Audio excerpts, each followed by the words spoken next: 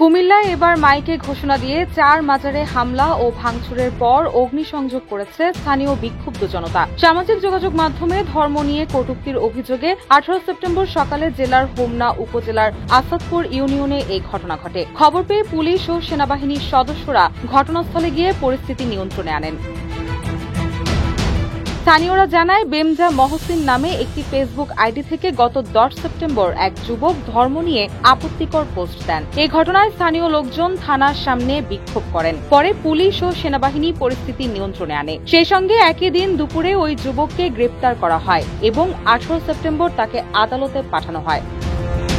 ওয়ালটন এখন দেশের সীমানা পেরিয়ে পৌঁছে গিয়েছে ৫০টিরও বেশি দেশে। ওয়ালটন, ঘরে ঘরে, বিশ্বজুড়ে। বিষয়টি নিশ্চিত করে হোমনা থানার ওসি মোহাম্মদ রফিকুল ইসলাম বলেন, ধর্ম নিয়ে কটূক্তি করার জেরে এক যুবককে গ্রেপ্তার করে তাকে আদালতে পাঠানো হয়েছে। এ বিষয়ে কুমিল্লা পুলিশ সুপার মোহাম্মদ নাজির আহমেদ খান বলেন, যারা গ্রেপ্তারের পরও ঘটনার উস্কানি দিয়ে মাজারে হামলা, ভাঙচুর ও আগুন দিয়েছে তাদের আইনের আওতায় আনা হবে। রুশা সুর, নিউজ ডেস্ক, ইত্তেফাক।